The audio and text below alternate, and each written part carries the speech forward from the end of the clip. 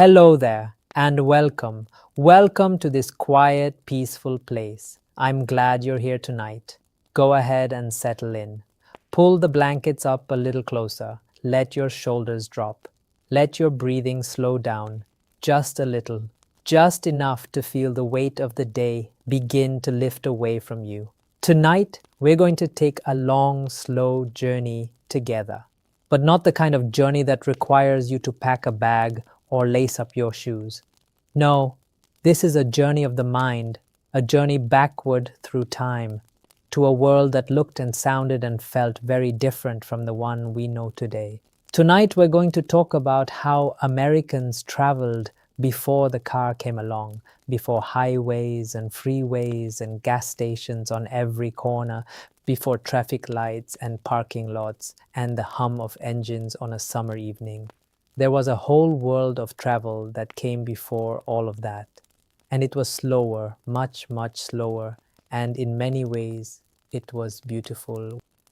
We're going to walk down old dirt roads. We're going to ride in horse-drawn wagons that creak and sway with every bump. We're going to float down wide, gentle rivers on flatboats, watching the trees slide past on either side. We're going to sit in the cabin of an early train, listening to the rhythm of iron wheels on iron rails. We're going to stand on the deck of a steamboat as it churns through the water, sending up clouds of white mist. We'll visit small towns where the stagecoach was the most exciting thing to arrive all week. We'll walk through cities where horse-drawn streetcars carried people from one side of town to the other. We'll follow the footsteps of pioneers who walked, yes, walked, across an entire continent, one dusty mile at a time. This is a story about patience, about a time when getting somewhere was not just a matter of minutes, but of days, weeks, sometimes months. A time when the journey itself was the experience, not just the destination. So let yourself relax. Let yourself drift. You don't need to remember every detail. You don't need to take notes or stay focused. Just let the words wash over you, like the sound of rain on a tin roof, like the gentle rocking of a boat on a calm river. Let the stories carry you softly through the night. And whenever sleep comes for you, let it come. That is perfectly fine. That is, in fact, the whole point. I'll keep talking softly, steadily, and you can drift away whenever you're ready. Now then, let's begin at the very beginning. Let's go back to a time before there were any roads at all. Long before the United States was a country, long before European settlers arrived on these shores, there were paths, narrow winding paths that threaded through deep forests and climbed over rocky ridges and followed the curves of rivers and streams. These paths were made by animals at first.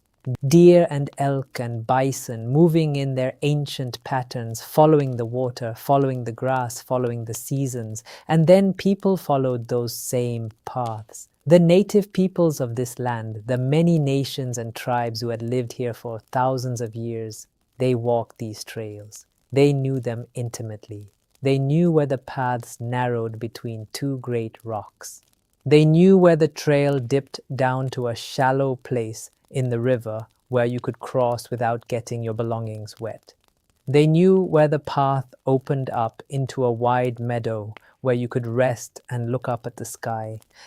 These trails were not random. They were carefully chosen routes that connected villages and hunting grounds and trading posts. Some of them stretched for hundreds of miles. The Great Warrior Path, for instance, ran from what we now call New York all the way down through the Appalachian Mountains into the deep south.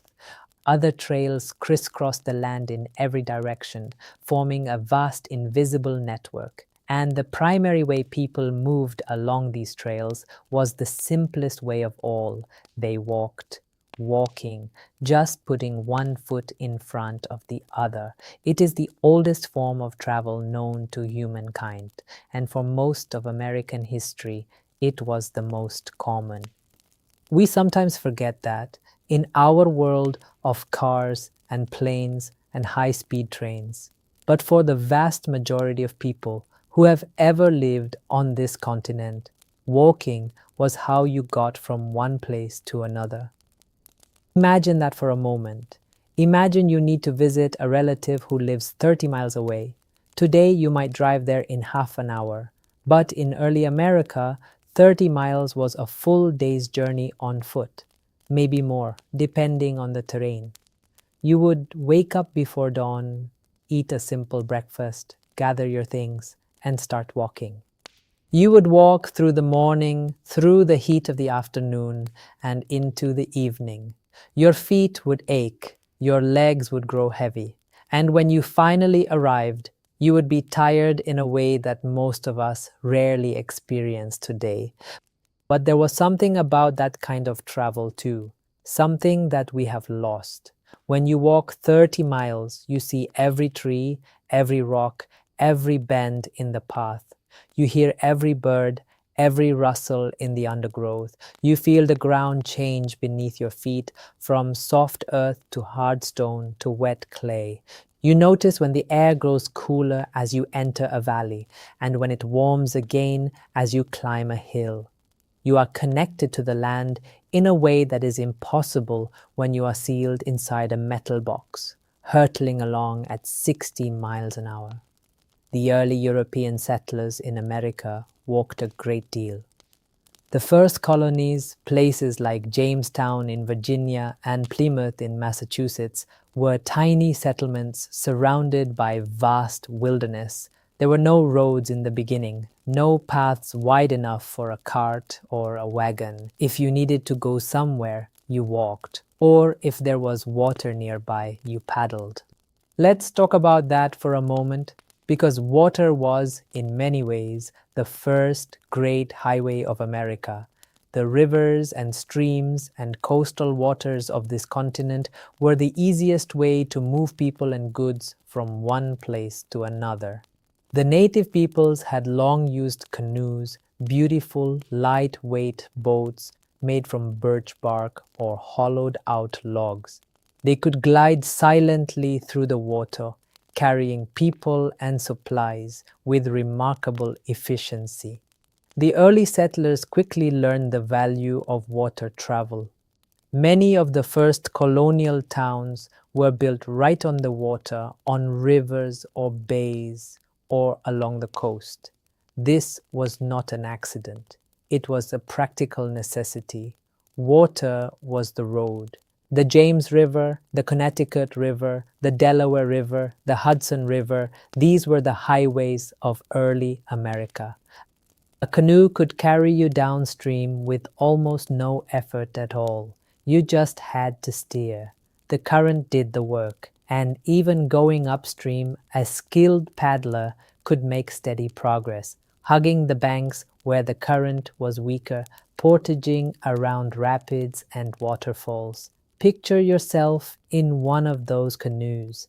It is a cool morning in early autumn. The air smells of fallen leaves and wood smoke. You are sitting in a canoe made of birch bark, so light that one person could carry it on their shoulders. The water is dark and smooth like glass. You dip your paddle in, pull it back, and the canoe glides forward without a sound. The trees on either bank are turning gold and red and orange. A fish jumps somewhere ahead of you, making a small splash, and then the water is smooth again. This is how people traveled, quietly, slowly, in rhythm with the natural world.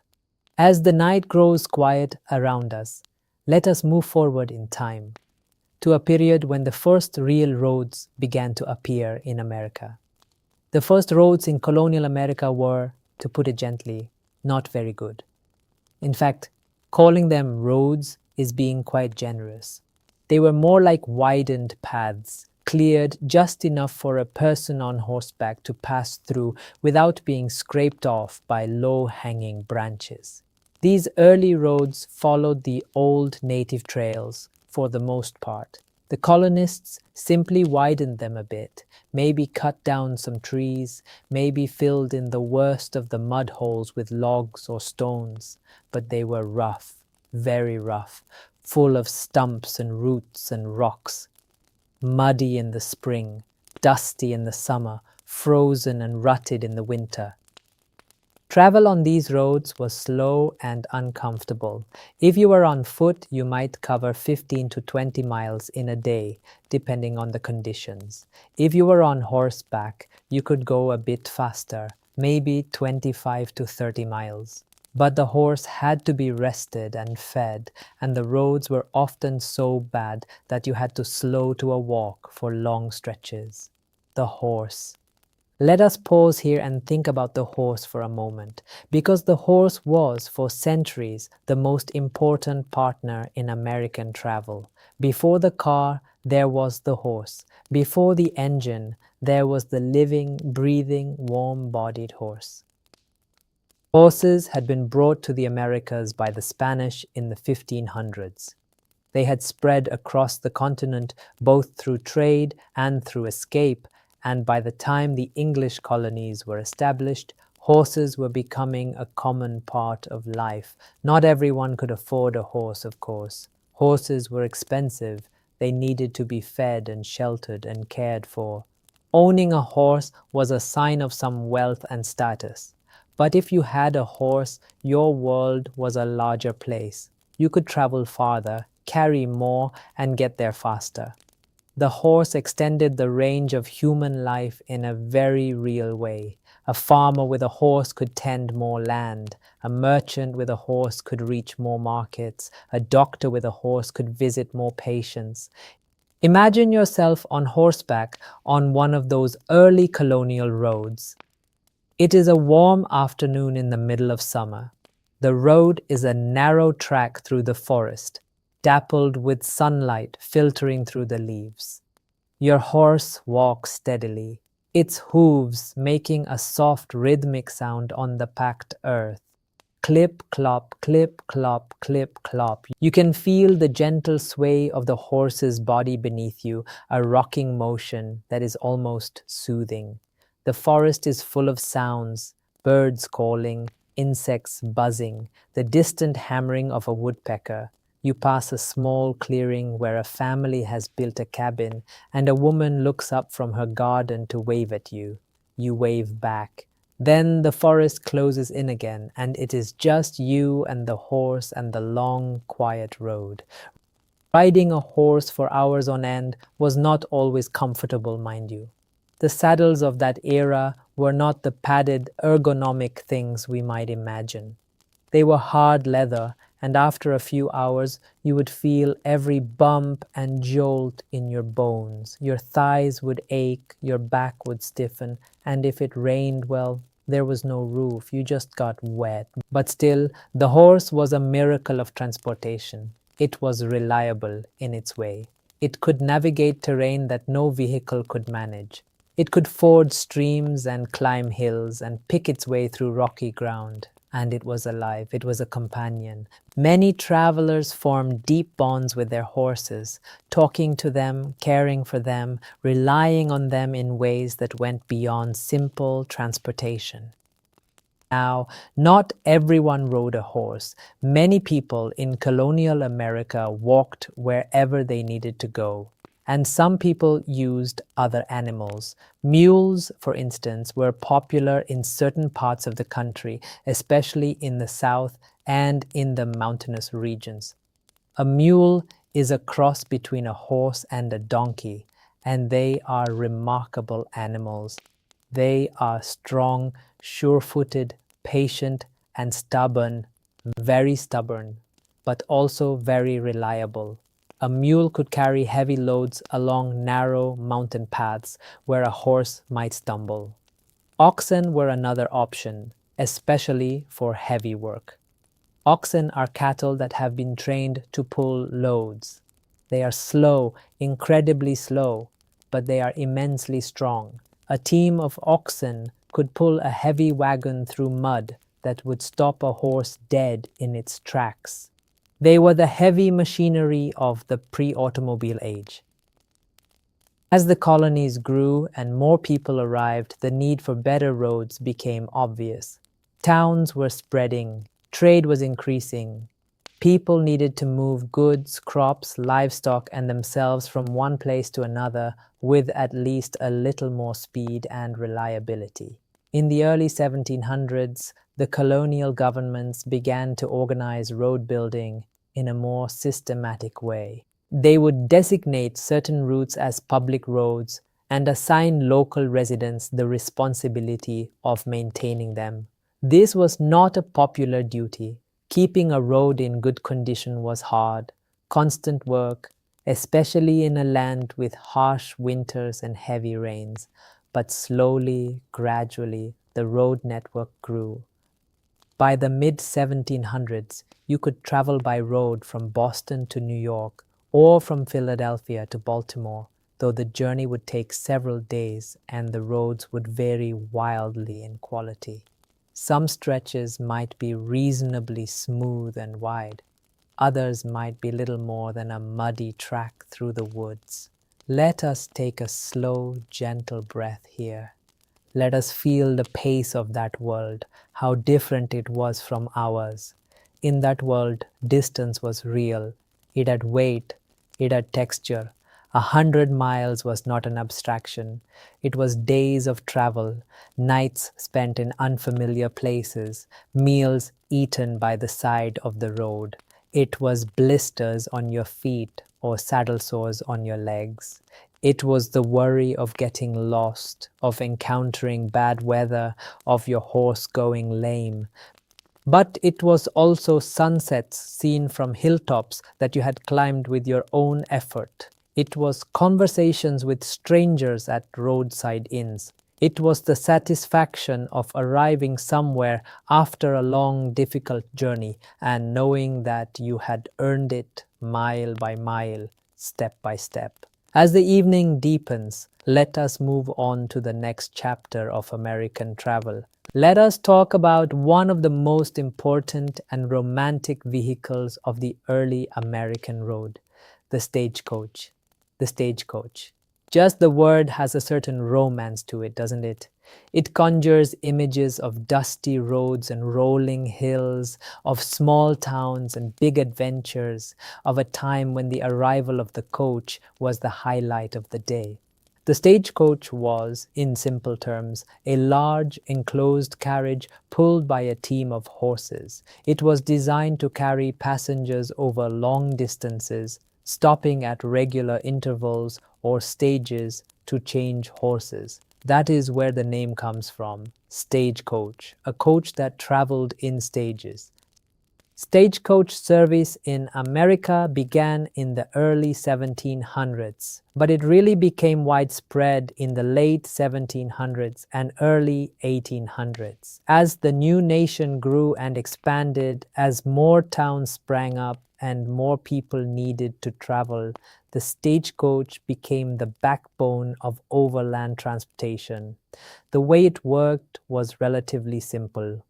A stagecoach company would establish a route between two cities or towns.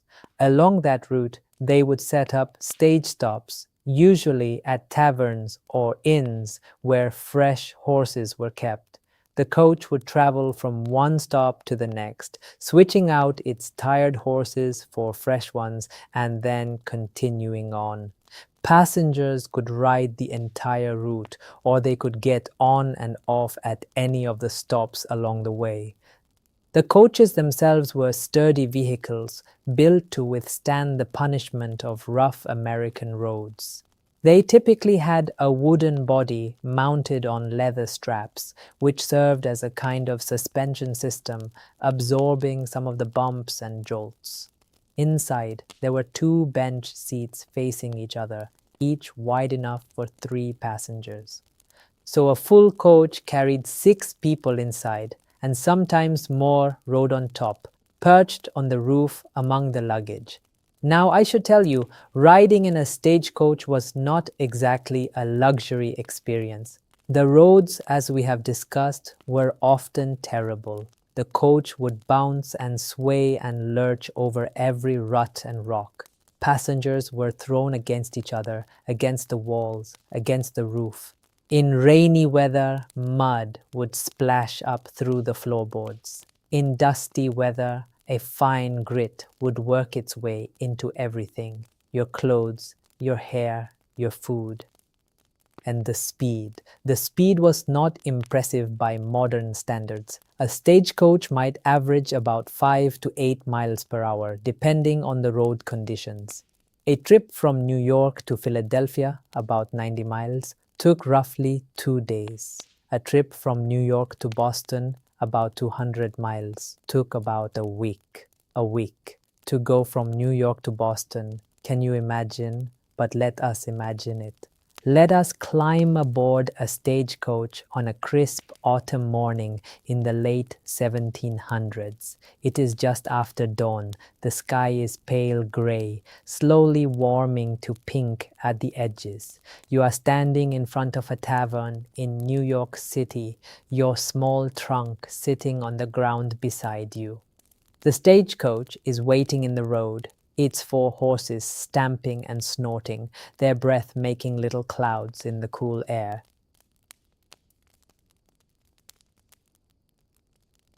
A heavy coat and a wide-brimmed hat is checking the harness. He nods at you and tells you to climb in. You open the door of the coach and step inside.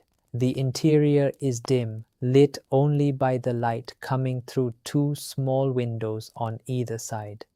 The seats are hard leather. You sit down and immediately notice the smell, a mix of leather, tobacco, and the faint, earthy scent of horses. 2 other passengers are already seated. One is a merchant, a round-faced man in a woolen coat, who nods politely and then goes back to staring out the window. The other is a young woman traveling to visit family in Connecticut, and she gives you a small, nervous smile. This is, she tells you quietly, her first time traveling by stagecoach. Then the driver calls out to the horses, there is a lurch, and you are moving. The coach rolls forward over the cobblestone streets of the city, bouncing gently, and then as you leave the city behind and the road turns to dirt, the bouncing becomes more pronounced. The leather straps creak, the wooden body of the coach groans. The world outside the windows begins to change, from buildings and shops to fields and fences, and then, gradually, to forest. The hours pass slowly. There is not much to do inside a stagecoach except talk, sleep, or watch the scenery. Conversation comes and goes. The merchant tells you about his business, importing cloth from England. The young woman talks about her family's farm. You share some of the food you have brought, bread and cheese and apples, because the stagecoach does not provide meals. That is your responsibility. At midday, the coach stops at a stage station, a small tavern at a crossroads. The horses are led away and fresh ones are brought out. You climb out of the coach, stretching your stiff legs, and go inside the tavern for a meal. The food is simple but filling. A thick stew, some bread, a mug of cider. You eat quickly because the driver is anxious to get back on the road. The schedule must be kept. Then you are back in the coach, and the journey continues. The afternoon light slants through the windows, casting long golden rectangles on the opposite seat. The road winds through a valley, following a small river. You can hear the water, a gentle, constant murmur just beneath the sound of the horses' hooves and the creaking of the coach. As evening comes, the coach stops at another tavern. This is where you will spend the night. The tavern is a 2-story wooden building with a wide porch and a stone chimney sending up a thin column of smoke. Inside, it is warm and dimly lit by candles and a large fireplace. The innkeeper shows you to your room. which you will share with the merchant and possibly other travelers who arrive during the night. The bed is narrow and the mattress is stuffed with straw, but you are so tired that it feels like the most comfortable bed in the world. You eat supper in the common room, surrounded by other travelers and locals. The conversation is quiet, the laughter subdued. Everyone is tired. After supper, you climb the narrow stairs to your room, blow out the candle, and lie in the darkness, listening to the sounds of the night. Crickets, an owl, the distant sound of the horses in the stable shifting and breathing. And then sleep comes, deep and heavy, earned by a long day on the road. This is what travel was like in the stagecoach era. It was slow and uncomfortable and sometimes exhausting, but it was also deeply human. You sat close to strangers, you shared meals with them, you told your stories and listened to theirs. You watched the landscape change outside the window, not in a blur, but slowly, like a painting being revealed one brushstroke at a time. The stagecoach era lasted for many decades. Different companies competed for business, trying to offer faster service, more comfortable coaches, better roads. Some of the most famous stagecoach lines became well-known names. The Concord coach, built in Concord, New Hampshire, became the gold standard of American stagecoaches. It was elegant, sturdy, and relatively comfortable, with its body suspended on thick leather straps that gave it a distinctive rocking motion like a cradle. In the cities, shorter distance travel was also evolving. Horse-drawn omnibuses began to appear in the 1820s and 30s. These were large carriages, like elongated stagecoaches, that followed fixed routes through the city streets. They were the first form of public transit in America.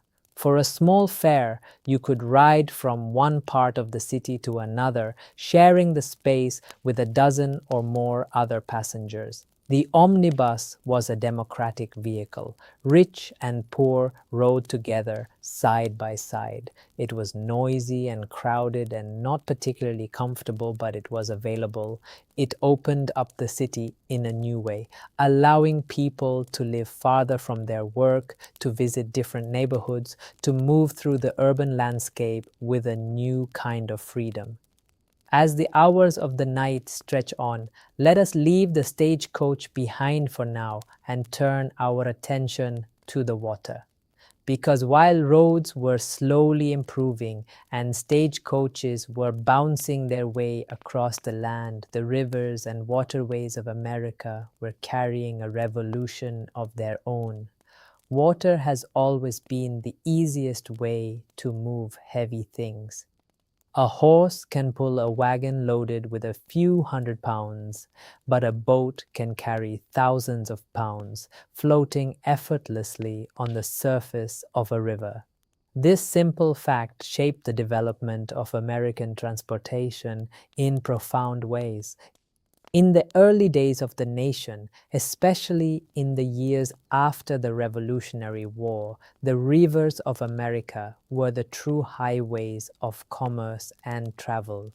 The Mississippi River, the Ohio River, the Missouri River, the Tennessee River, the Cumberland River, the Hudson River.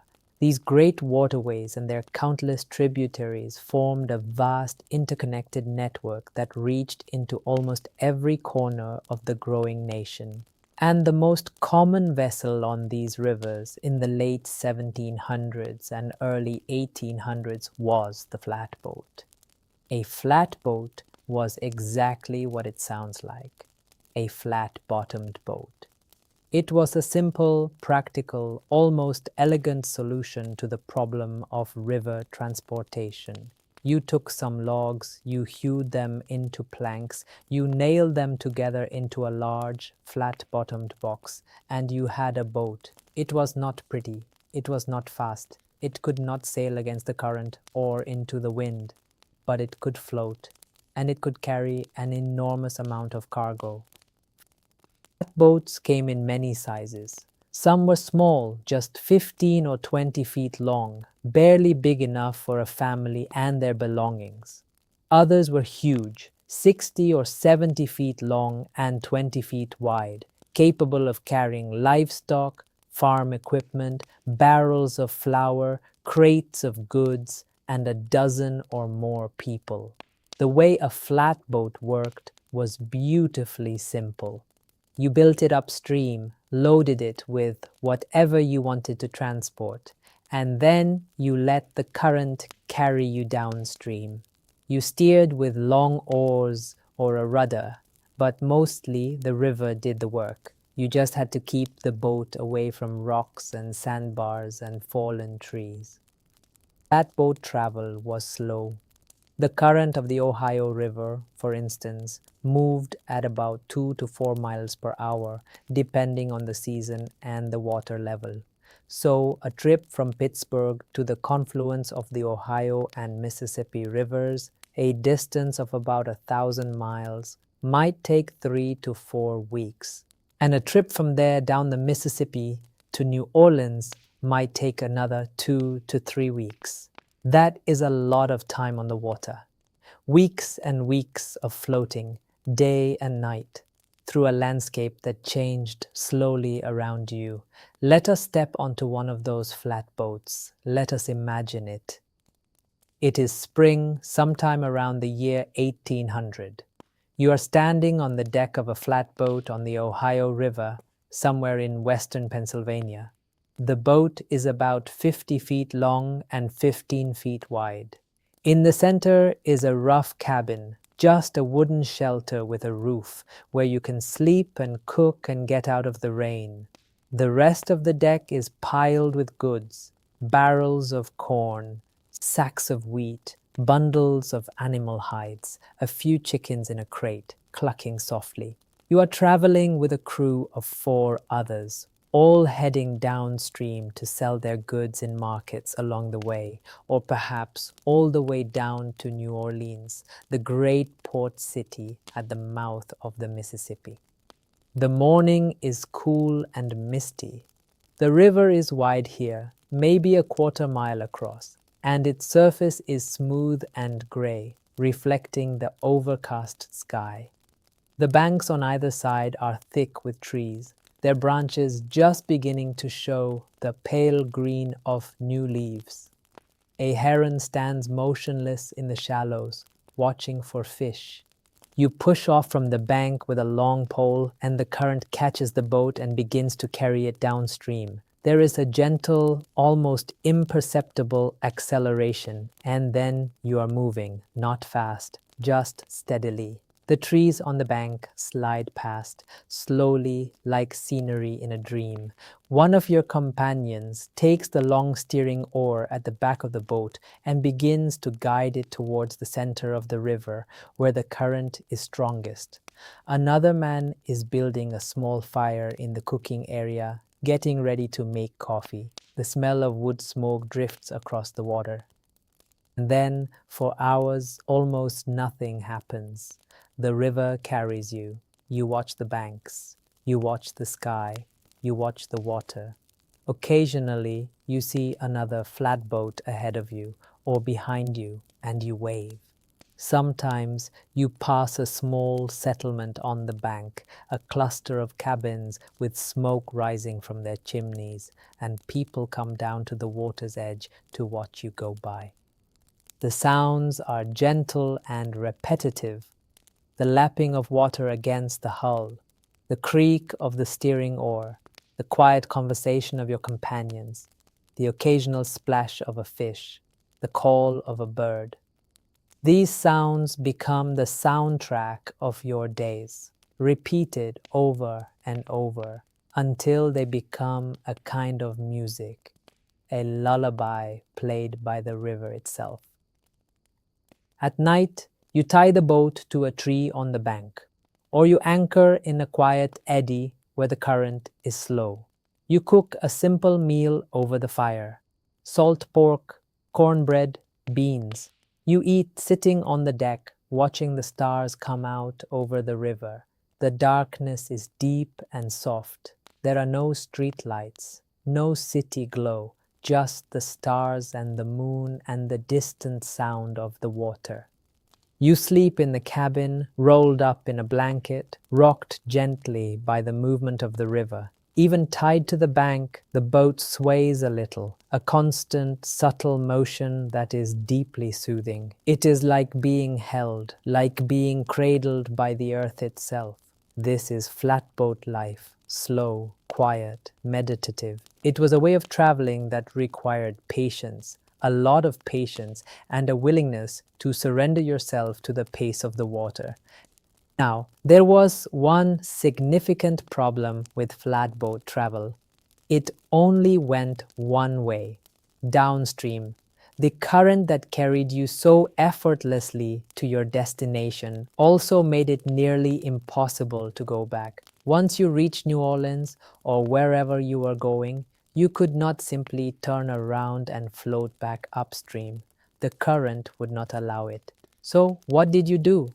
Well, in many cases, you simply broke the flatboat apart and sold the lumber. Wood was valuable in New Orleans, and the planks of a flatboat could be used to build houses, fences, sidewalks. Then you either walked home, which could take weeks or months, or you found passage on a keelboat. The keelboat was a more sophisticated vessel than the flatboat. It was narrower, more streamlined, and it had a keel, a long, rigid structure along the bottom of the hull that helped it track through the water. Keelboats could go upstream, but it was incredibly hard work. Going upstream on a keelboat required a crew of strong men, sometimes a dozen or more.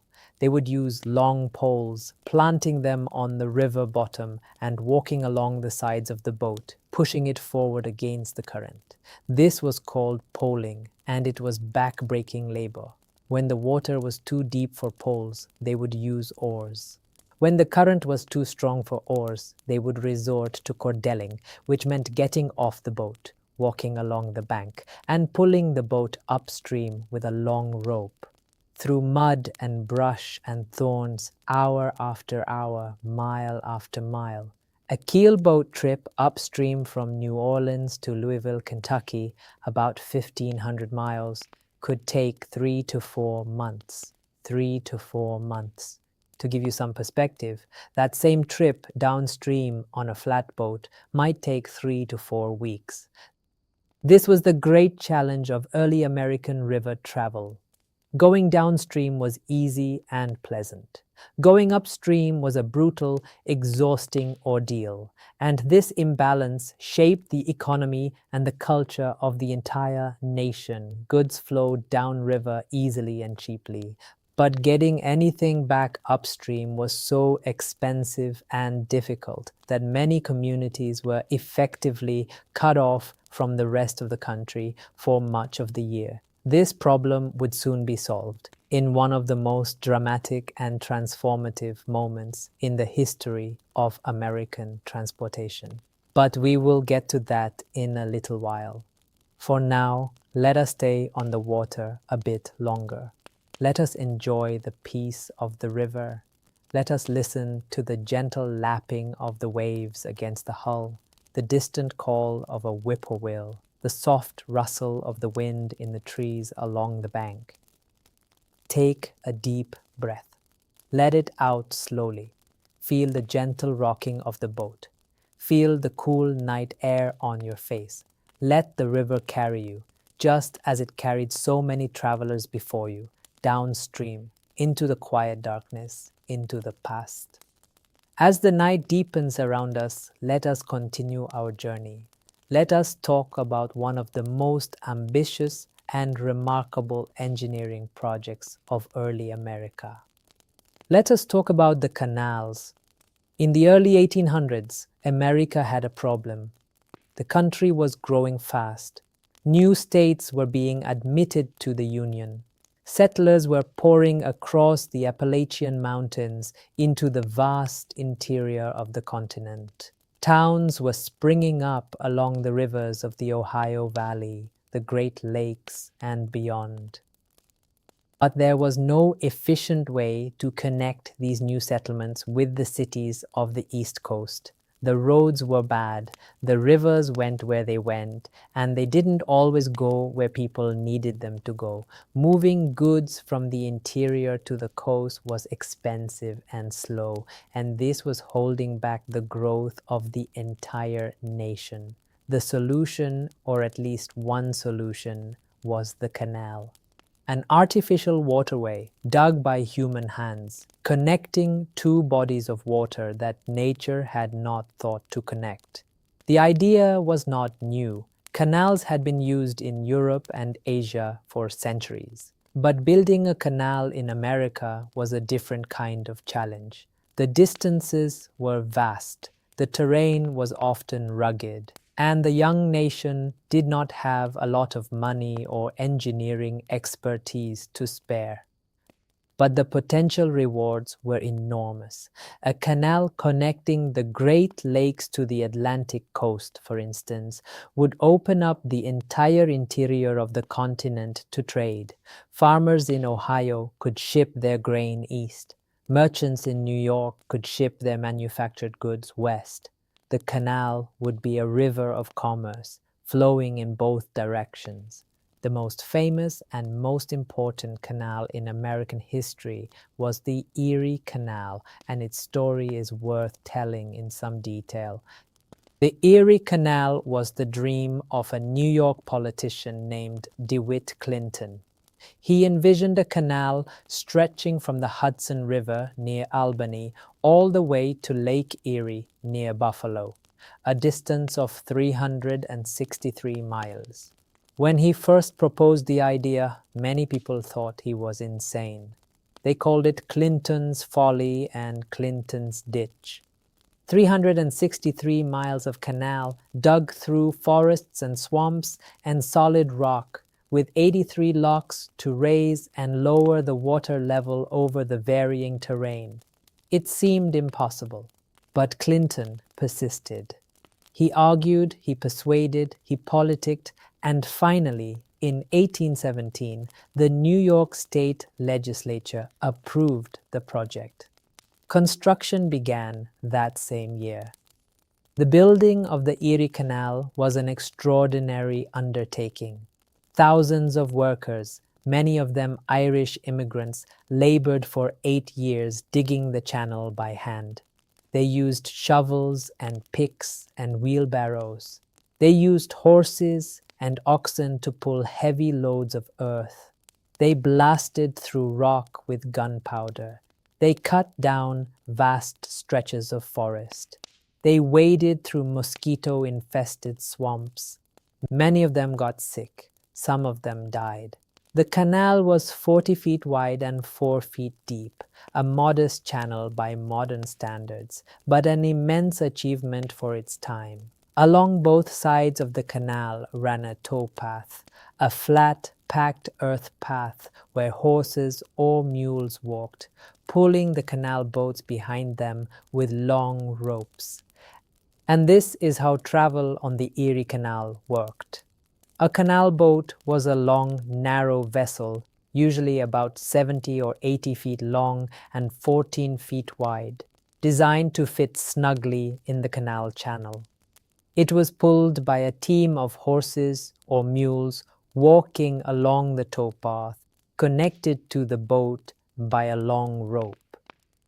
A driver, often a boy, walked beside the animals, urging them along. On the boat, a steersman guided the vessel with a tiller. The speed was not impressive, about 4 miles per hour, walking speed essentially, but the canal could carry enormous loads with very little effort. A single horse on the towpath could pull a canal boat loaded with 30 tons of cargo, a load that would have required dozens of wagons and dozens of horses on a road. The Erie Canal opened in 1825, and its impact was immediate and dramatic. The cost of shipping a ton of goods from Buffalo to New York City dropped from $100 to about $10. Travel time was cut from weeks to days. The The canal was a phenomenal success, and it transformed the economy of the entire region. But the Erie Canal was not just a commercial enterprise. It was also a passenger route, and traveling on the canal was a unique and memorable experience. Let us imagine ourselves aboard a passenger packet boat on the Erie Canal. It is a summer evening in the late 1820s. The boat is about 70 feet long and perhaps 12 feet wide. It has a cabin that runs nearly the entire length of the vessel, with large windows along both sides.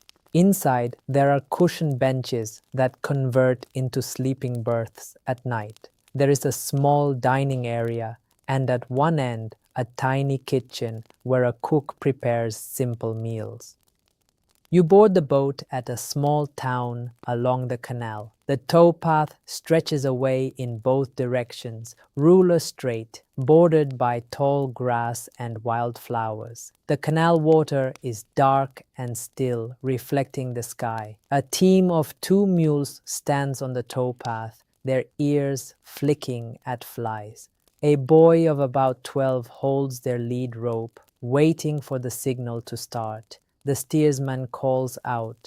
The boy clicks his tongue at the mules. They lean into their harness, the rope goes taut, and the boat begins to move, slowly, almost imperceptibly at first, and then with a steady, gentle momentum that carries you forward along the still water. Inside the cabin, you settle into a seat by the window and watch the landscape slide past. It is flat, open country, farmland mostly, with neat fields of corn and wheat stretching to the horizon. Farmhouses dot the landscape with barns and fences and the occasional stand of trees. The light is golden, the shadows long. The boat moves at a walking pace, which means you can watch everything in detail.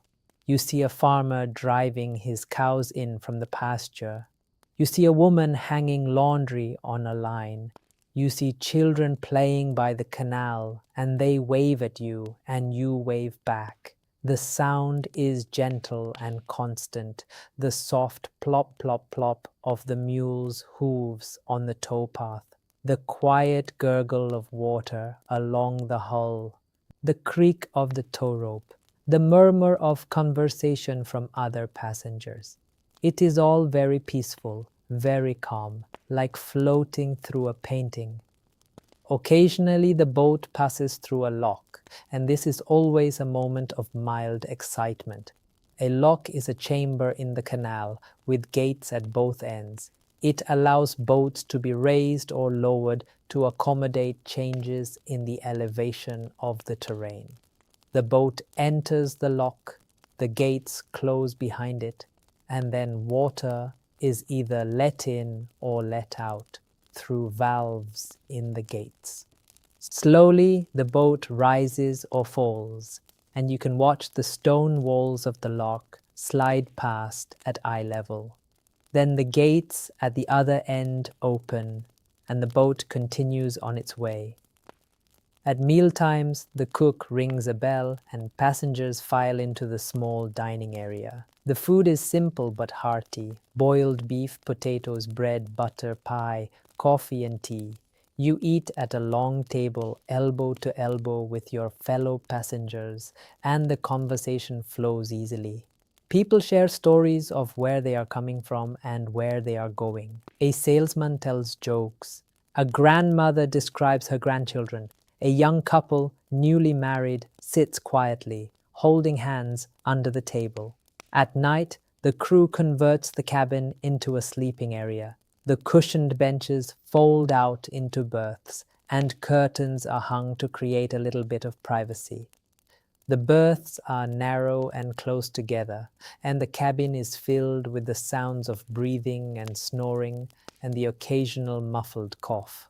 But the boat keeps moving, pulled through the darkness by the tireless mules, and the gentle motion of the water rocks you to sleep.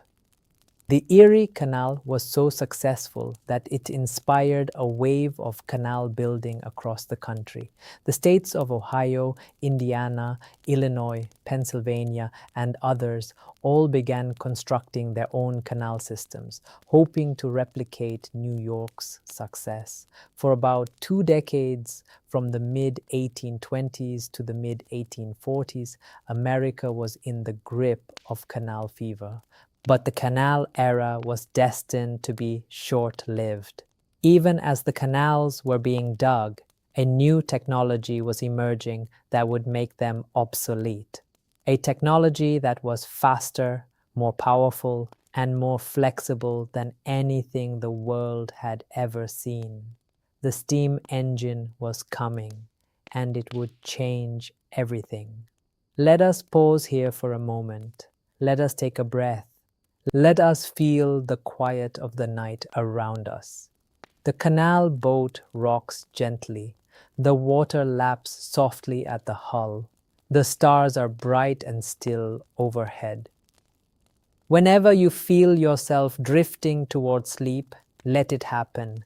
There is no need to fight it. The stories will be here, waiting whenever you come back to them. For now, just rest, just breathe. Just float. The story of the steamboat in America begins with a man named Robert Fulton, though, to be fair, he was not the first person to experiment with steam-powered boats.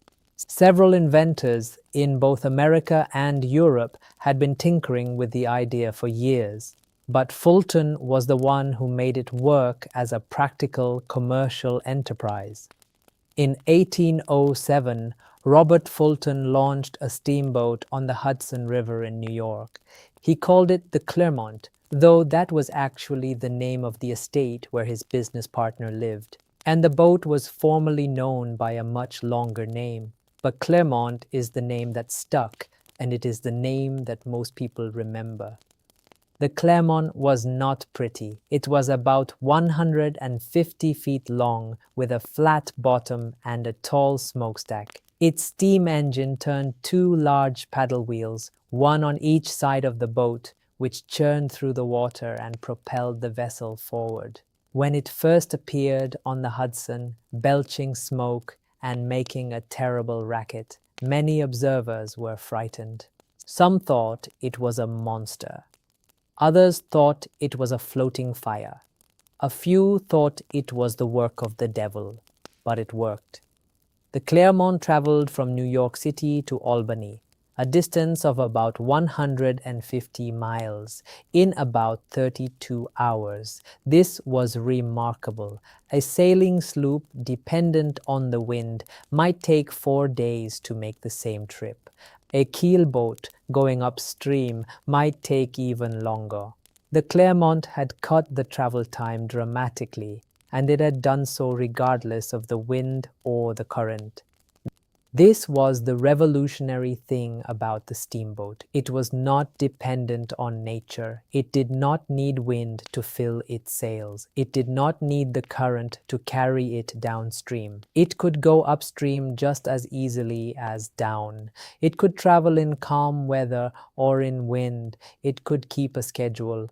It was, in a sense, the first form of transportation in America that was truly independent of the natural world. The success of the Clermont sparked an explosion of steamboat building across the country. Within a few years, steamboats were operating on the Hudson, the Delaware, the Chesapeake Bay, and most importantly, on the great rivers of the interior, the Ohio, the Mississippi, the Missouri, and their many tributaries. The steamboat transformed life on the American rivers in ways that are hard to overstate. Remember the problem we discussed earlier, how it was easy to go downstream on a flatboat but nearly impossible to go upstream. The steamboat solved that problem completely. A steamboat could churn its way upstream against the strongest current, carrying passengers and cargo with relative speed and ease. This opened up the interior of the continent in a new way. Towns along the rivers that had been isolated and remote were suddenly connected to the outside world. Farmers could ship their crops to market quickly and cheaply. Merchants could receive goods from the East Coast in weeks instead of months.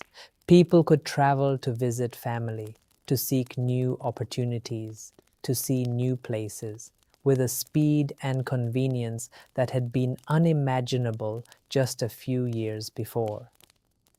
The steamboats of the Mississippi River became particularly famous. They were magnificent vessels, growing larger and more elaborate over the decades. The early boats were relatively simple affairs, but by the 1840s and 50s, the great Mississippi steamboats had become floating palaces. Let us step aboard one. Let us imagine ourselves on the deck of a grand Mississippi steamboat in the 1850s.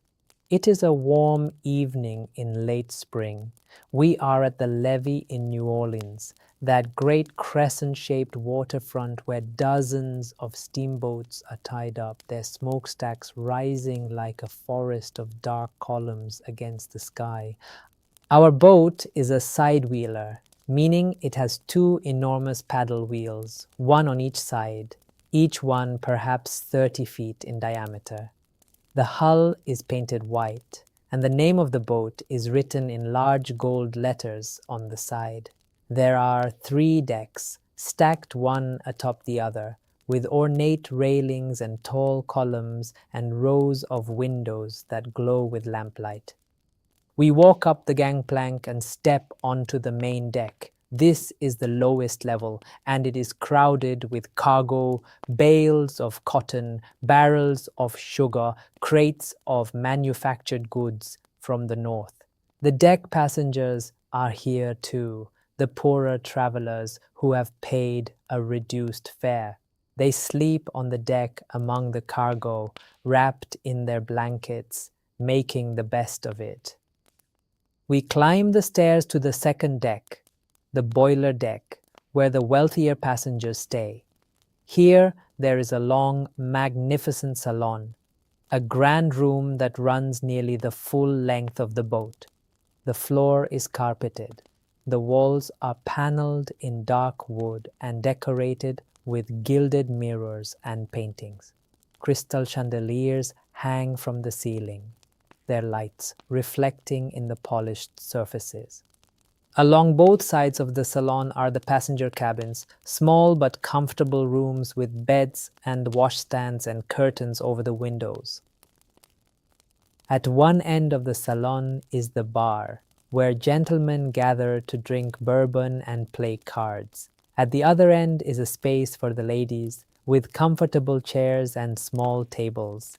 In between, long dining tables are set with white cloths and china and silverware. Because dinner on a Mississippi steamboat was an event, a multi-course meal that might include roast beef, fried chicken, fresh fish, sweet potatoes, corn on the cob, and a variety of pies and cakes for dessert. We climb one more set of stairs to the hurricane deck, the highest level. This is where the pilot house sits, a small glass-enclosed room at the very front of the boat, where the pilot stands at the great wheel, guiding the vessel through the treacherous waters of the Mississippi. From the hurricane deck, the view is extraordinary. The river stretches away in both directions, wide and brown and slow, its surface catching the last light of the setting sun. The city of New Orleans spreads out along the bank, its rooftops and church spires silhouetted against the glowing sky. Other steamboats are moving on the river, their smokestacks trailing plumes of dark smoke, their paddle wheels churning the water into white foam. And then our boat's whistle sounds, a deep resonant blast that echoes across the water. The deck vibrates beneath our feet as the engine comes to life. We can feel the power of it, the thrumming of the machinery, the hiss of steam, the rhythmic thump of the pistons.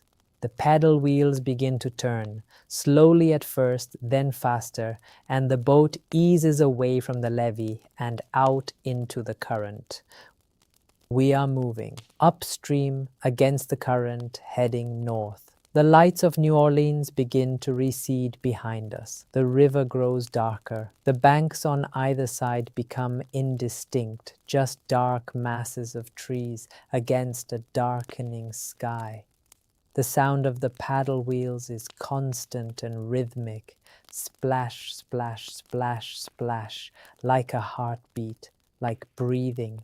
It becomes the background to everything, so constant that you stop noticing it after a while, and then you notice it again, and it is comforting. It means you are moving. It means the engine is running. It means the boat is alive. Inside the salon, the passengers gather for dinner. The lamps are lit. The silverware gleams. The conversation is warm and easy. A planter from Natchez tells stories about his cotton fields. An actress from New York describes the play she is taking on tour. A family from Cincinnati is heading home after a visit to relatives in Louisiana. Their children chase each other between the tables, laughing until their mother calls them to sit down. After dinner, some passengers retire to their cabins. Others sit on the deck, watching the river and the stars. The night is warm and still. Fireflies blink in the trees along the bank. The sound of a harmonica drifts up from the main deck below, where the deck passengers are settling in for the night. You stand at the railing looking out at the dark water. The river is enormous, powerful, ancient. It has been flowing here for thousands of years, long before any human set foot on this continent.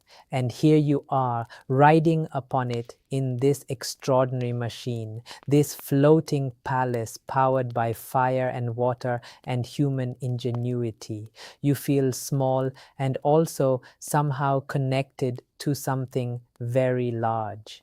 The river, the night, the vast, dark continent stretching away on either side, the millions of people who have traveled this way before you, and the millions who will come after. The steamboat era was a golden age of American river travel. It lasted from about 1810 to the beginning of the Civil War in 1861, and during those decades, the steamboat was the king of American transportation. Hundreds of boats plied the rivers, carrying millions of passengers and billions of pounds of cargo. But the steamboat era also had its darker side. Steamboat accidents were frighteningly common. The boilers that powered the engines were under enormous pressure, and they sometimes exploded with devastating force. Fires were a constant danger because the boats were made largely of wood and carried highly flammable cargo. Snags, submerged trees and logs could tear holes in a hull. Sandbars could ground a boat, leaving it stranded for days. Despite these dangers, people kept traveling by steamboat because there was simply no better alternative. Not yet, but change was coming. A new form of transportation was emerging, one that would eventually surpass the steamboat, the stagecoach, the canal boat, and every other form of travel that had come before.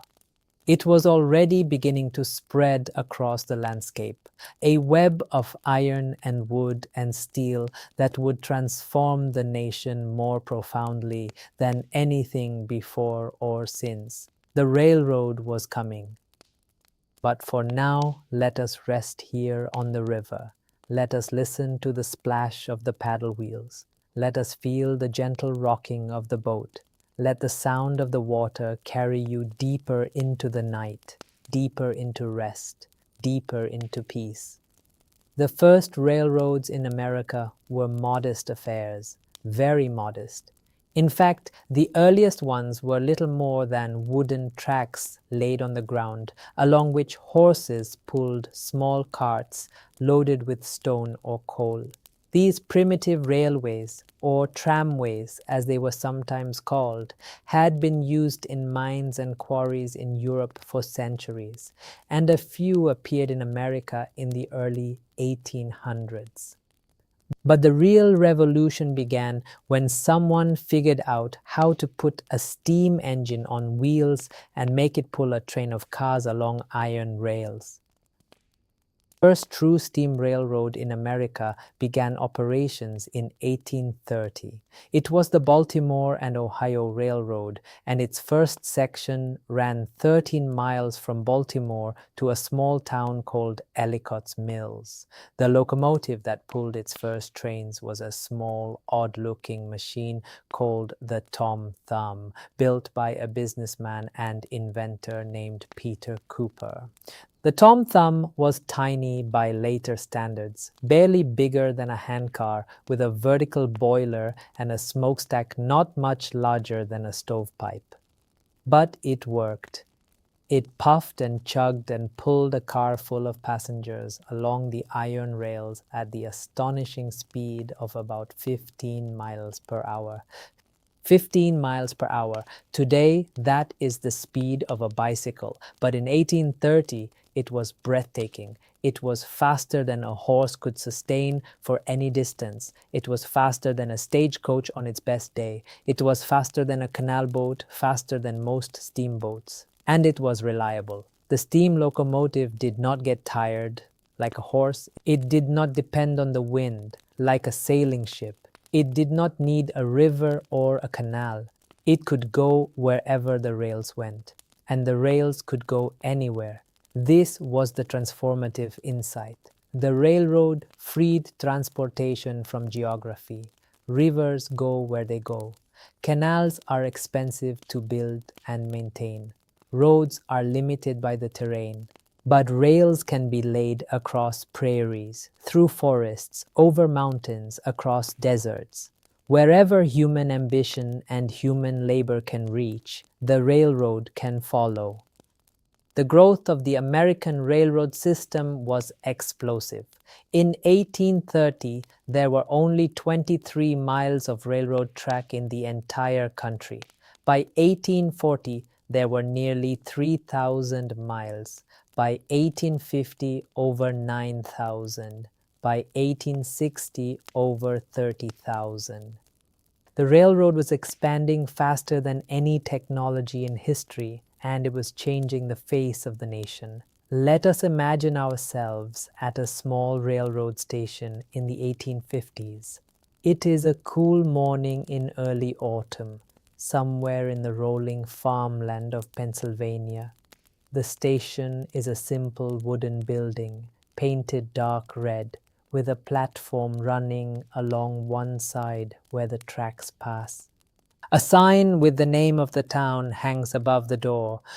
You are waiting for the train. You have a ticket in your pocket purchased the day before at the station office. Your destination is a city about 200 miles away, and the trip will take about 8 hours. 8 hours. That same trip by stagecoach would have taken 3 or 4 days. You stand on the platform, your bag at your feet, and you wait.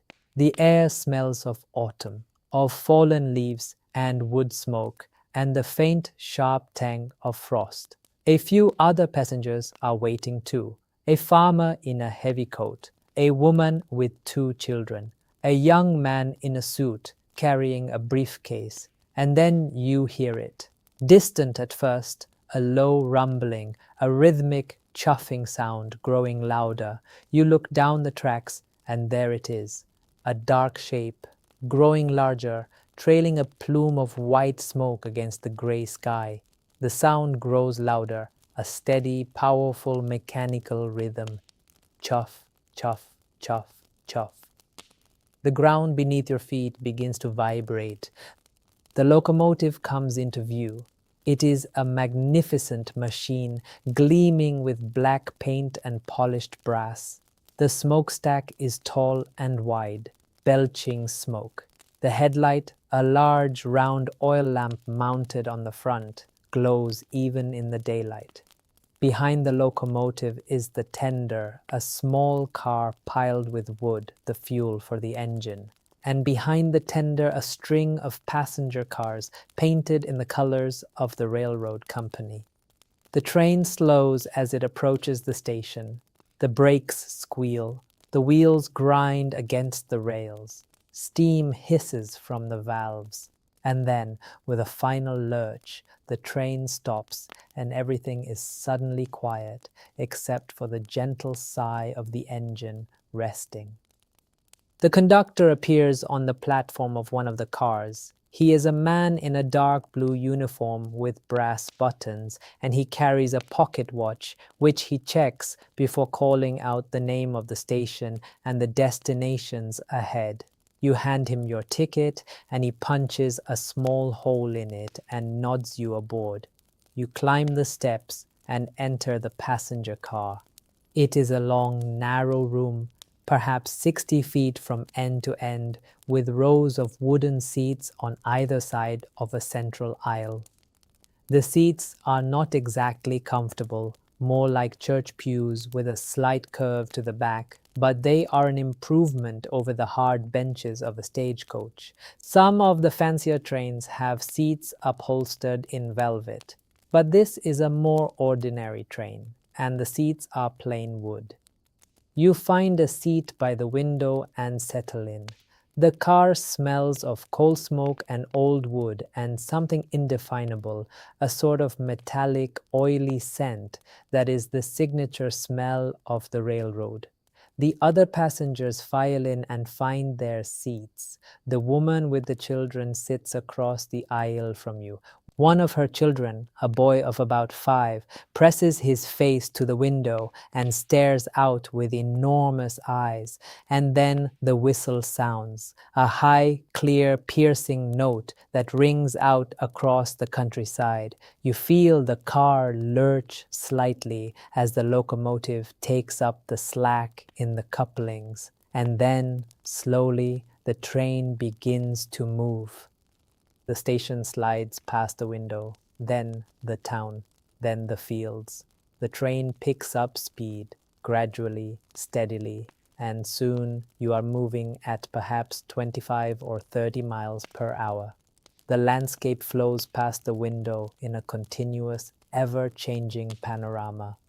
Fields of golden stubble, a farmhouse with a red barn, a creek crossed by a stone bridge, a cluster of trees, their leaves turning orange and red.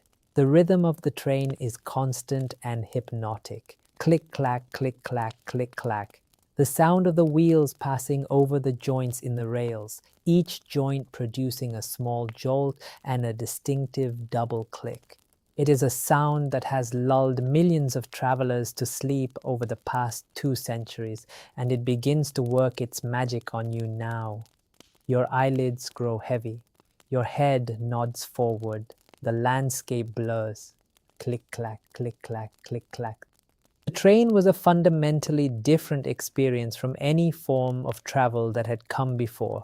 It was faster, obviously, but it was more than that. It was mechanical, it was scheduled, it ran on a timetable, it departed at a specific time and arrived at a specific time, and this changed the way people thought about time itself. Before the railroad, time was a local affair. Each town set its clocks by the sun, which meant that noon in one town might be a few minutes before or afternoon in the next town down the road. This didn't matter much when travel was slow and schedules were approximate. But the railroad needed precise timing. If a train was supposed to arrive at a certain station at a certain time, and another train was supposed to depart from that same station at a certain time, they had better be using the same clocks. This is why in 1883, the railroads established standard time zones across the country, dividing the nation into 4 zones: Eastern, Central, Mountain, and Pacific, each 1 hour apart. This system was eventually adopted by the federal government and became the time system we use today.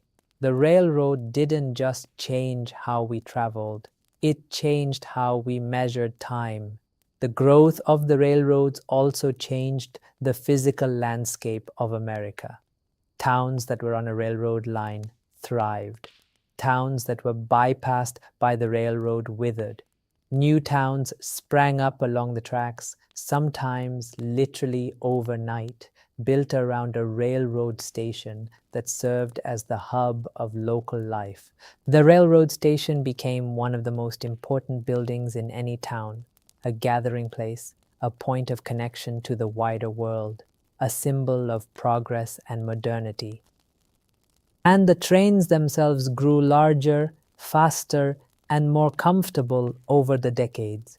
In the early days, passenger cars were Spartan affairs, with hard wooden seats and no amenities to speak of. But by the 1860s and 70s, the railroads were competing fiercely for passengers, and they began to offer increasingly luxurious accommodations.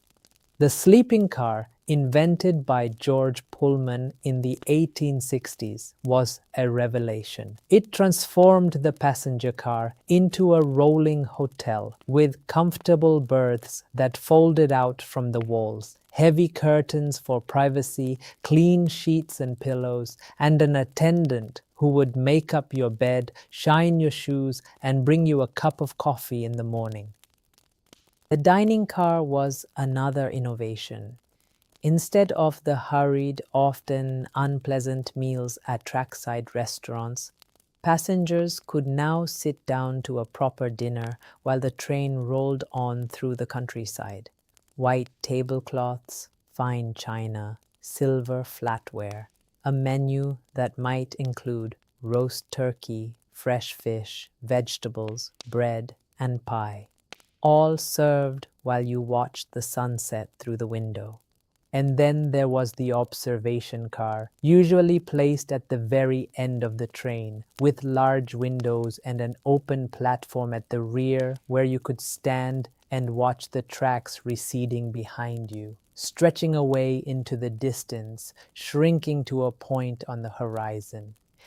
Imagine yourself in one of those observation cars on a long journey across the Great Plains. It is late afternoon.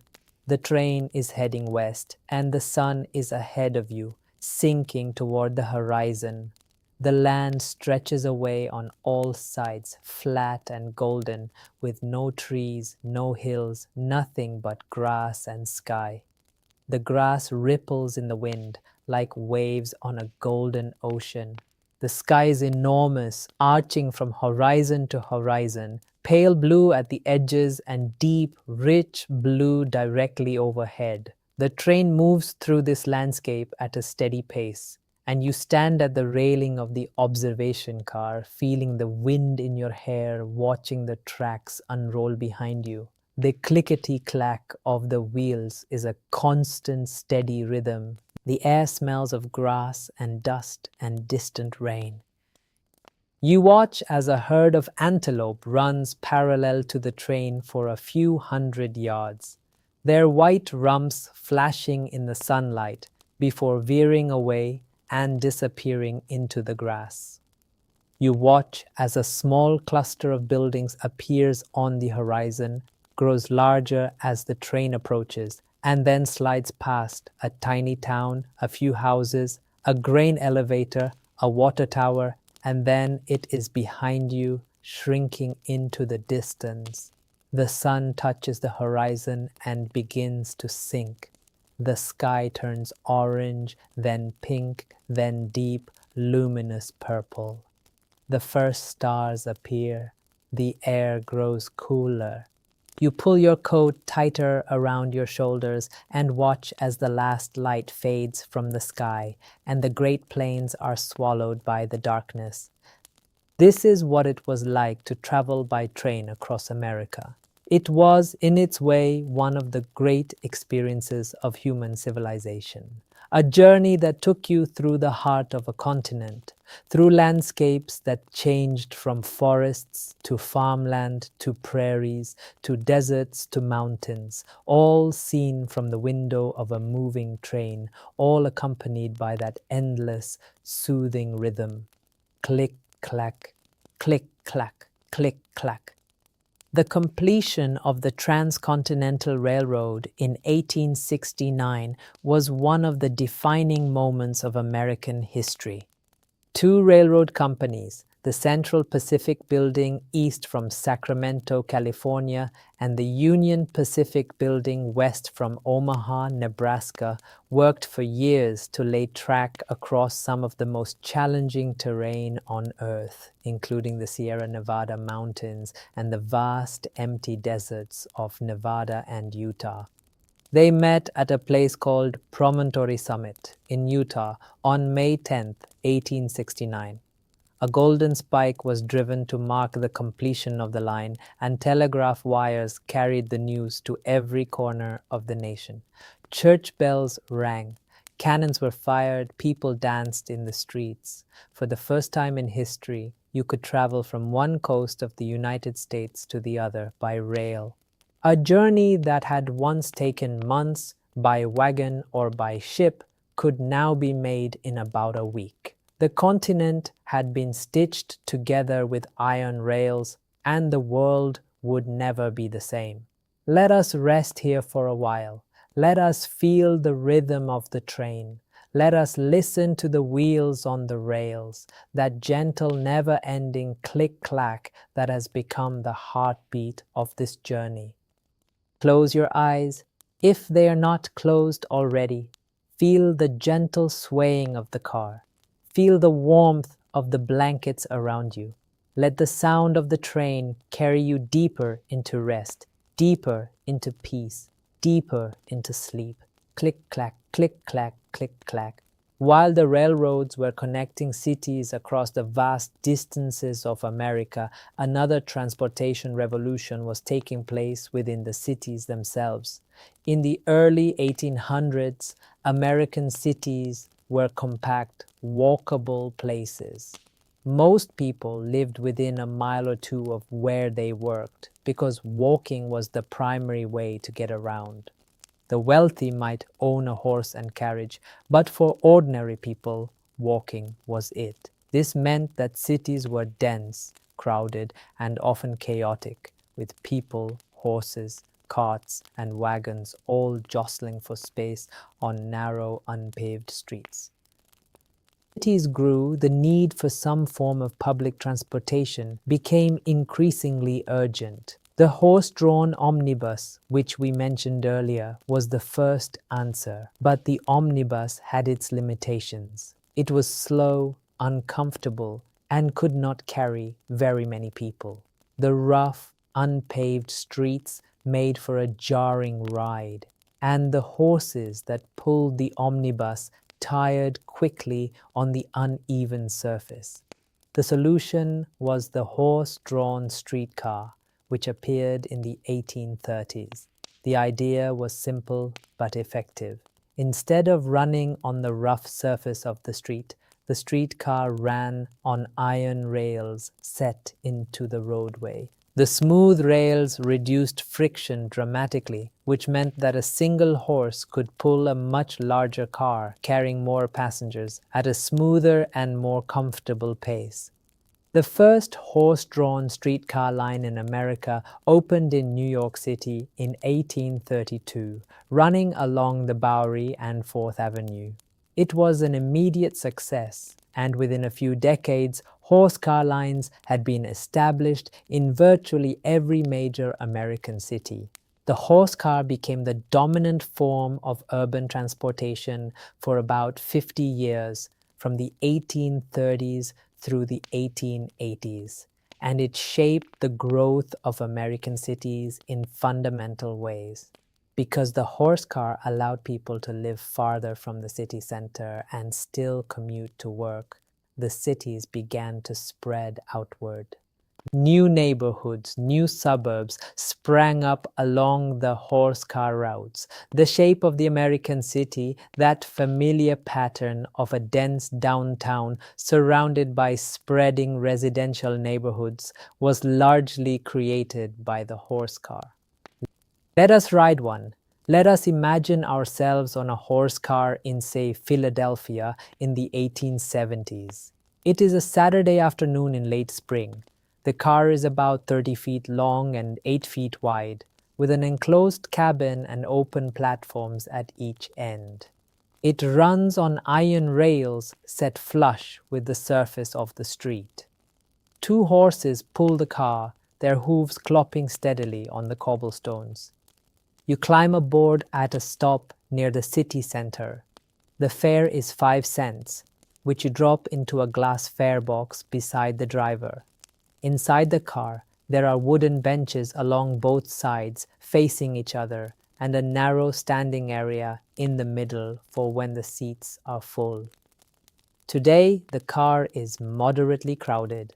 A businessman reads a newspaper. A group of young women chatter about a social gathering. An older man dozes in the corner, his hat pulled low over his eyes. The car moves at a walking pace, about 4 or 5 miles per hour. The horses pull steadily, their breathing visible in the cool air.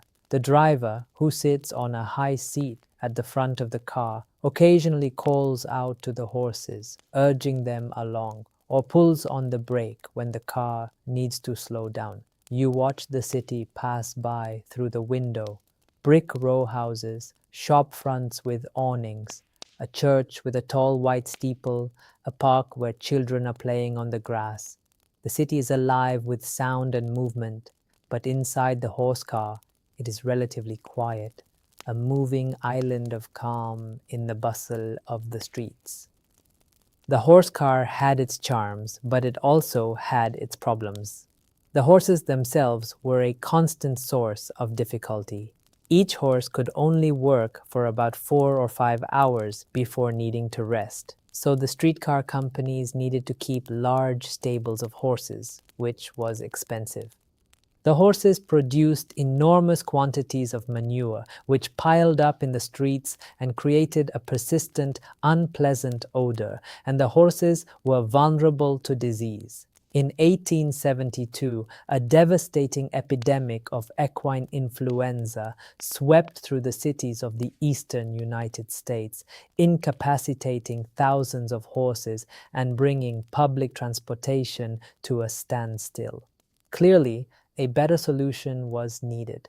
And in the 1870s and 80s, two new technologies emerged that would begin to replace the horse car. The first was the cable car. The second was the electric trolley. The cable car was invented in San Francisco, and it was a perfect solution for that city's famously steep hills. The idea was ingenious. A continuous loop of steel cable ran beneath the street, powered by a large steam engine in a central powerhouse. The cable car gripped the cable through a slot in the street, and the cable pulled the car along. When the car needed to stop, the driver released the grip, and the car coasted to a halt.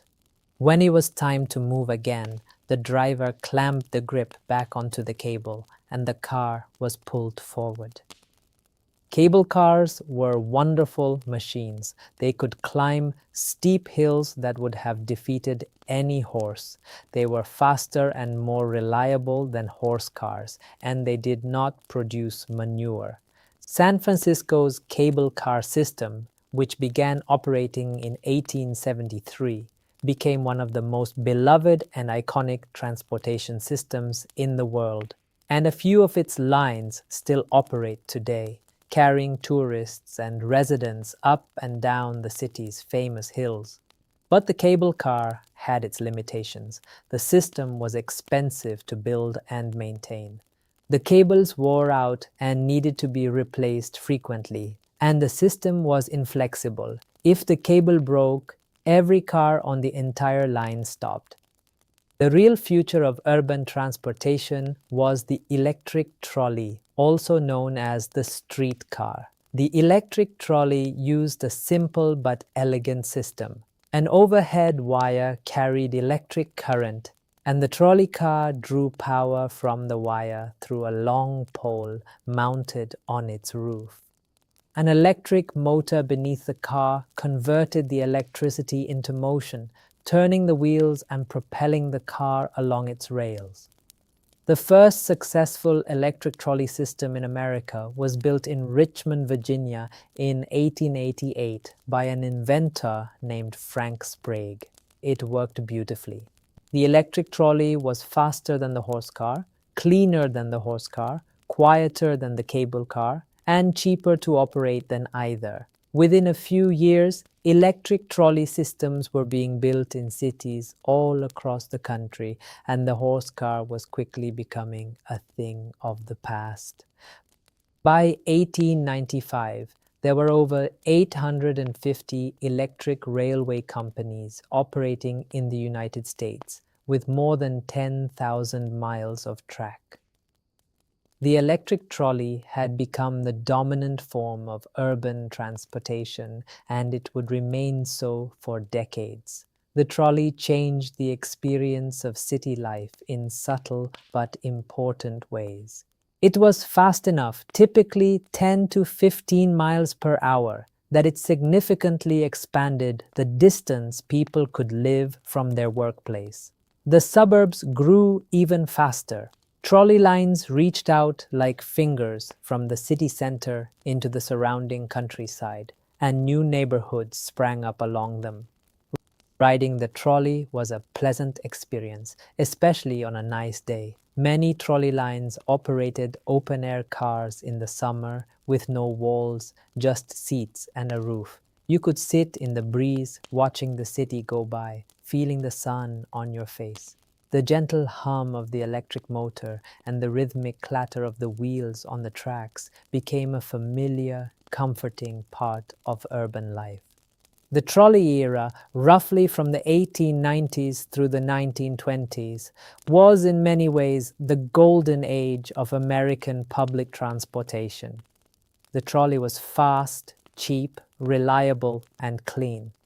It served the needs of millions of Americans, carrying them to and from work, to shops and theaters and parks, connecting neighborhoods and communities in a web of iron rails and copper wire. And then, of course, the automobile came along and changed everything. But that is a story for another time. For now, let us enjoy the quiet hum of the trolley. Let us feel the gentle vibration of the wheels on the rails. Let us watch the city pass by, the lamplit streets, the warm glow of windows, the soft murmur of evening. We have talked about rivers and canals and railroads and city streets, but there is one more great chapter of American travel before the automobile that we must visit. It is perhaps the most dramatic and most enduring image of American travel. It is the covered wagon on the Western Trail. In the 1840s and 50s, hundreds of thousands of Americans packed up their lives and headed west. They went to Oregon, drawn by the promise of rich farmland. They went to California, drawn by the discovery of gold. They went to Utah, seeking religious freedom. They went to Kansas and Nebraska and Colorado and Montana and a dozen other places, seeking land, opportunity, and a fresh start. And most of them went by wagon. The covered wagon, often called a prairie schooner because its white canvas top looked like a sail on the sea of grass, was the vehicle that carried America westward. It was a simple, sturdy vehicle, a wooden box on wheels, about 10 feet long and 4 feet wide, with a canvas cover stretched over wooden hoops to protect the contents from rain and sun. The wagon was typically pulled by a team of oxen, usually 2 or 3 pairs. Oxen were preferred over horses for the long overland journey because they were stronger, more durable, and less likely to be stolen by raiding parties. They were also cheaper. A good pair of oxen might cost $50, while a team of horses could cost several times that. The journey west was long. The Oregon Trail, the most famous of the overland routes, stretched from Independence, Missouri to the Willamette Valley in Oregon, a distance of about 2,000 miles. The trip took 4 to 6 months, depending on the weather, the condition of the trail, and the countless obstacles and delays that could arise along the way. 4 to 6 months in a wagon, 2,000 miles. Let us think about what that means. Let us imagine ourselves at the starting point in Independence, Missouri, on a morning in early May in the year 1848. The town is buzzing with activity. Everywhere you look, there are wagons, hundreds of them, parked in fields and along the streets, their white canvas tops bright in the morning sun. Families are loading their belongings, food and clothing, and tools and seeds and furniture, and all the things they will need to start a new life on the other side of the continent. Your wagon is loaded and ready. Inside, you have packed flour, sugar, coffee, bacon, dried beans, salt, a bag of rice, and some dried fruit. You have blankets, a tent, cooking pots, an axe, a saw, a rifle, ammunition, rope, a spare wagon wheel, and a small kit of medicines. You have packed as much as the wagon can carry, but you know it is probably not enough. You will need to hunt along the way. You will need to find water. You will need to make things last. Your family stands beside the wagon, your spouse, your children. The oldest is 12, the youngest is 3. They look excited and scared, which is exactly how you feel. You are leaving behind everything you know, your home, your neighbors, your church, your community, and heading into a vast, unknown land. You may never come back. The wagon master gives the signal. The first wagons begin to roll, one by one. The teams of oxen lean into their yokes, and the wheels begin to turn. The line of wagons stretches out along the trail, a long white ribbon winding through the green grass of the prairie. The pace is slow, very slow, about 15 miles a day on a good day. The oxen walk at about 2 miles per hour, and they need to rest and graze. The wagon train starts at dawn and stops in the late afternoon, leaving time to set up camp, gather firewood, cook dinner, and tend to the animals. The first few days are exhilarating. Everything is new. The wide open prairie stretches to the horizon in every direction, an ocean of grass under a vast blue sky. The wildflowers are blooming, splashes of color in the green grass, yellow and purple and white. The air is fresh and clean, scented with sage and earth and rain. But the excitement fades quickly, replaced by the reality of the daily routine. Walking, endless walking, because here is something that many people do not realize about the covered wagon. Most of the time, nobody rode in the wagon. The wagon was for carrying supplies. The people walked beside it. Imagine walking 15 miles a day after day, week after week, month after month. Through sun and rain and wind and dust, across prairies and deserts and river crossings and mountain passes, in shoes that wear thin and clothes that grow ragged, with blisters on your feet and dust in your eyes and the constant nagging worry about what lies ahead. The trail was not a smooth road. In many places, it was barely a path, just a track worn in the grass by the wagons that had passed before. There were river crossings, where the wagons had to be floated or pulled through the current. There were steep hills, where the oxen strained and the wagons threatened to tip over. There were stretches of deep sand, where the wheels sank to their hubs and the oxen could barely move. And there were dangers. Illness was the greatest threat by far. Cholera, dysentery, and other diseases killed thousands of emigrants on the trails. There were accidents too, wagons overturning, people falling under wheels, children getting lost. And there was the constant challenge of finding enough water and grass for the animals in the arid lands of the western plains and deserts. But there were also moments of extraordinary beauty, sunsets that painted the sky in colors you had never seen before, nights so clear and dark that the Milky Way looked like a river of light overhead. The first glimpse of the Rocky Mountains, their snow-capped peaks rising above the horizon like a dream, the sound of a meadowlark singing in the morning grass, the smell of sage after a rain. And there was the camaraderie of the trail. Families traveling together, helping each other, sharing food and stories and songs around the campfire in the evening. Children playing together as the adults talked and planned. Music, someone always had a fiddle or a harmonica, and the sound of it drifting across the camp in the firelight was a comfort that went beyond words.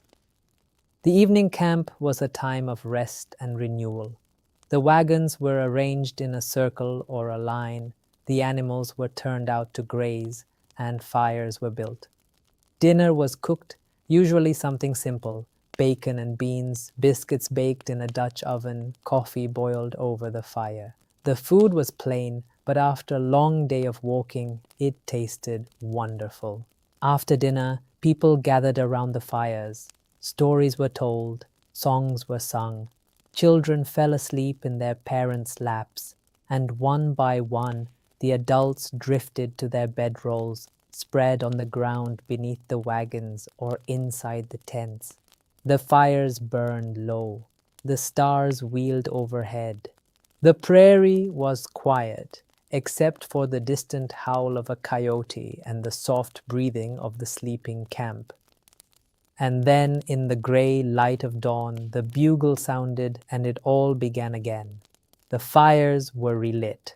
Breakfast was cooked and eaten. The oxen were yoked, the wagons were loaded, and the long, slow procession moved on westward, always westward, toward the mountains and the sea. This went on for months, day after day, week after week, through spring and summer and into the autumn. The landscape changed slowly, from the green prairies of the east to the brown, barren plains of the west.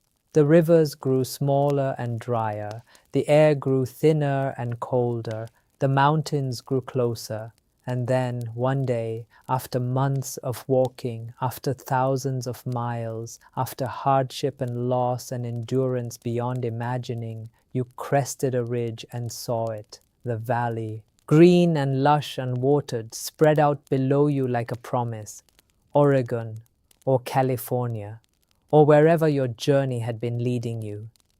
And you knew that you had done something remarkable. You had walked across a continent. You had carried your family and your dreams 2,000 miles, one step at a time, one day at a time, 1 mile at a time. This was how Americans traveled before the car, not just with machines and vehicles, but with their own bodies, with their own sweat and endurance and determination, with their feet on the ground and their eyes on the horizon. Let us rest here at the end of the trail. Let us look out over the valley and feel the peace of arrival. Let us breathe in the cool, clean air. Let us feel the weight of the journey lifting from our shoulders. The fire is burning low. The stars are bright. The night is quiet and deep. Before we bring our journey to a close, there is one more form of transportation we should mention, one that appeared in the last decades of the 19th century and captured the imagination of millions. It is the bicycle.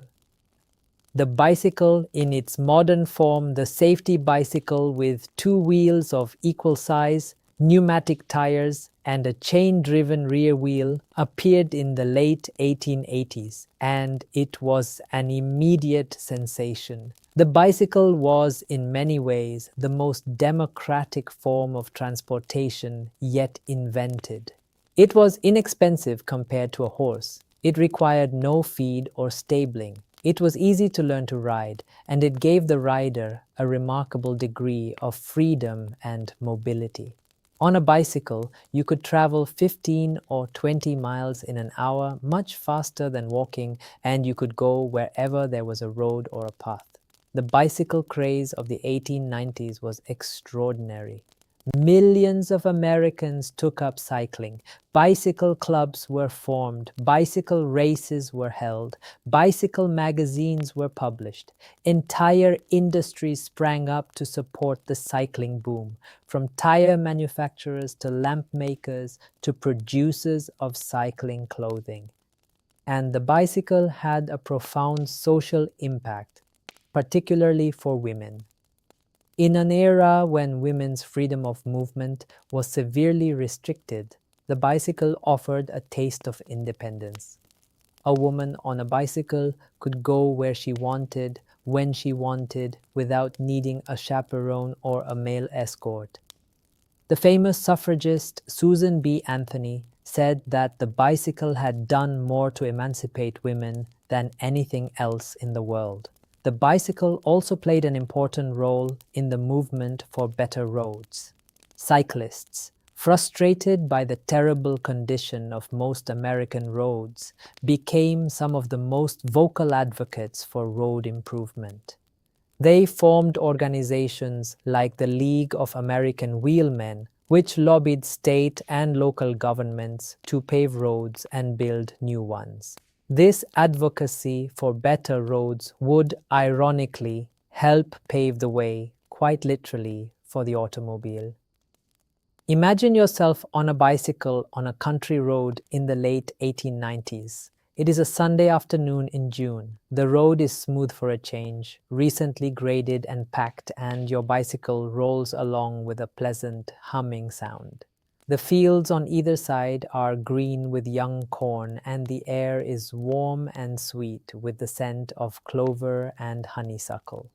You pedal at a comfortable pace, fast enough to feel the breeze on your face, slow enough to notice the details of the landscape. A red barn in the distance, a pond reflecting the sky, a row of apple trees in bloom, their white flowers like drifts of snow. A dog runs alongside you for a few hundred yards, barking happily before giving up and trotting back to its farmhouse. The bicycle gives you a feeling of freedom that is hard to describe. You are moving under your own power, propelled by the strength of your own legs. You are not confined to a stagecoach or a train or a canal boat. You are not dependent on a horse or a team of oxen. You are free. You can stop wherever you want. You can turn down any road that catches your eye. You can go as fast or as slow as you please. This feeling of personal freedom, of individual mobility, of the ability to go anywhere you want whenever you want, this was the feeling that the automobile would soon promise to deliver on a much larger scale. And it was the bicycle that first awakened this desire in the American imagination. The bicycle was, in a sense, the bridge between the old world of travel and the new. It was the last great form of transportation before the car, and it carried within it the seed of what was to come. By the late 1890s, the first automobiles were beginning to appear on American roads. They were crude, unreliable, expensive, and often frightening to both their drivers and the people and animals they encountered. But they represented the future. Within a few short decades, they would transform American life more completely than any technology since the railroad. But that is a story for another night. As we near the end of our journey tonight, let us pause and reflect on what we have seen and heard. We have traveled a long way, through many centuries and across a vast continent. We have walked ancient paths through deep forests. We have ridden horses down muddy colonial roads. We have bounced along in stagecoaches and floated on flatboats and glided through the still waters of canals. We have stood on the decks of steamboats and gazed out the windows of trains. We have ridden horse cars through city streets and pedaled bicycles down country lanes. And we have walked across the endless prairies of the West, one step at a time. What strikes me most, looking back on all of this, is the slowness of it. How slow everything was, how long it took to get anywhere, how much time people spent in transit, just moving from one place to another. And yet, that slowness was not just a limitation. It was also, in its own way, a gift. When you travel slowly, you see more. You notice things that are invisible at high speed. The texture of the bark on a tree, the way the light changes as a cloud passes over the sun, the sound of a bird you have never heard before, the expression on a stranger's face as they wave to you from a farmhouse porch. When you travel slowly, you have time to think, time to process, time to let your mind wander and your thoughts settle. There is a kind of meditation in slow travel, a quieting of the mind that comes from the rhythmic repetition of simple movements, the clip-clop of a horse, the splash of a paddle wheel, the click-clack of train wheels, the steady turning of a bicycle pedal. When you travel slowly, you connect with other people. In a stagecoach, you sit knee to knee with strangers and share meals and stories. On a canal boat, you dine at a common table and sleep in a common cabin. On a wagon train, you help your neighbors fix a broken wheel, and they help you ford a river. Slow travel is communal travel. It binds people together in ways that fast, private travel does not. We have lost much of this in the modern world. Our cars carry us in private, sealed capsules, isolated from the landscape and from each other. Our highways are designed for speed, not for beauty. Our journeys are measured in hours and minutes, not in days and weeks. We arrive at our destinations quickly and efficiently, but we often arrive without having really experienced the journey at all. I'm not saying that the old ways were better. They were harder, certainly, more dangerous, more uncomfortable, more unpredictable. No one who has ever been stuck on a muddy road in a stagecoach, or walked 2,000 miles across a prairie, or waited weeks for a keelboat to crawl upstream, would trade those experiences for the convenience of a modern car. But there is something worth remembering in those old ways of travel. Something worth honoring, the patience, the endurance, the connection to the land and to each other, the sense that the journey itself matters, not just the destination. Tonight, as you lie in your bed, warm and safe and comfortable, I hope you can feel a little of that old, slow magic, the gentle rocking of a canal boat, the steady rhythm of a train, the quiet creak of a covered wagon, the soft clip-clop of a horse on a dirt road. These are the sounds of a world that has passed away, but they live on in our stories, in our memories, in the gentle landscape of our dreams. And so we come to the end of our journey. We have traveled far tonight, through centuries of American history, through forests and prairies and cities and rivers.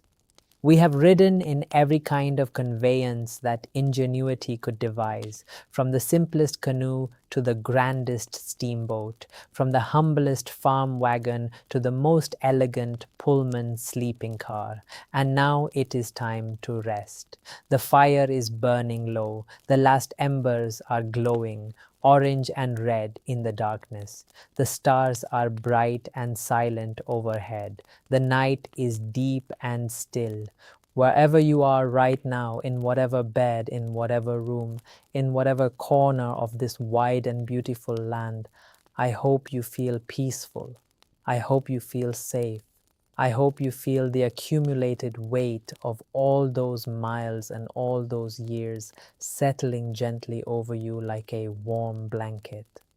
The people we have talked about tonight, the farmers and merchants and pioneers and riverboat captains and stagecoach drivers and railroad workers and bicycle riders, they are all at rest now. Their journeys are over.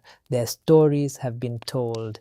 And they have passed on to us a world that is richer and more connected because of the roads they traveled, the rivers they navigated, the trails they blazed.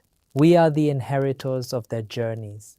Every road we drive on, every bridge we cross, every city we live in exists because someone long ago walked a narrow path through the forest and wondered what lay on the other side of the hill.